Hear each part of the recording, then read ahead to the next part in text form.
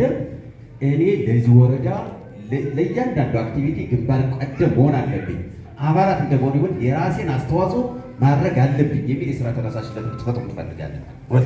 ሁለተኛ የሰላሙን ጉዳይ ከእኔ ነው የሚጀምር የሚል የሰላም አምባሳደር ልትሆኑ እንፈልጋለን። የሰላሙን ጉዳይ ማለት ነው። ሶስተኛው በዚህ በጀት ዓመት የትም ይበል በትም ምርጫ የሚቀርብ ጉዳይ አለ።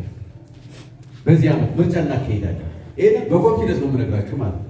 እንዴት ሆነ የማይቻል ነገር የለም። አስተሳሰብ ነው።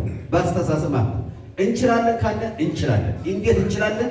እኛ አንድ አይነት አስተሳሰብ ከያዘ አንድ ቃል ተናጋሪ፣ አንድ ሀሳብ መስካሪ ከሆነ we can do it ማድረግ እንችላለን ማለት ነው። ይሄንንም ጭምር እንዴት አድርገን ነው ምርጫችንን ማካሄድ የምንችለው?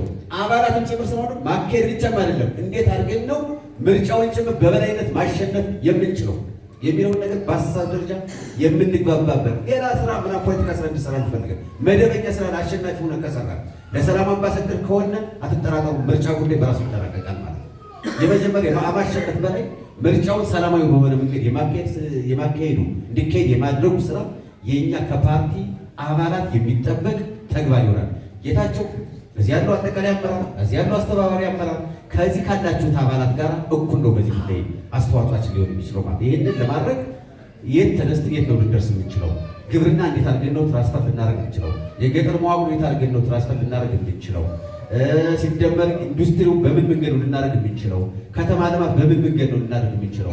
ፕላስ ይህንን ካደረግን በኋላ ወረዳችንን አሁን እንደዚህ ያለ የጎንጅ ወረዳ ታሪካዊ ቦታ በተለይ በቱሪዝም ዘርፉ ደግሞ እንደ ታሪክነቱ በቱሪዝም ዘርፉ ማድረግ ያለብን ሂደናል አለብን። እሱ ጋር ብቻ ኩራት እንዴት አድርገን እናድርገው?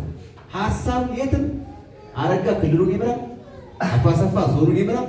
እኛ ደግሞ እዚህ ያለው ደግሞ ወረዳችንን በተሰጠን ዳይሬክሽን መሰረት ደግሞ ግንባር ቀደም ለማድረግ የራሳችን አስተዋጽኦና አሻራ ማስቀመጥ አለብን የሚል ሀሳብ ሰጥቼ መድረኩ በይፋ የተከፈተ መሆኑን አብስራለሁ። አመሰግናለሁ።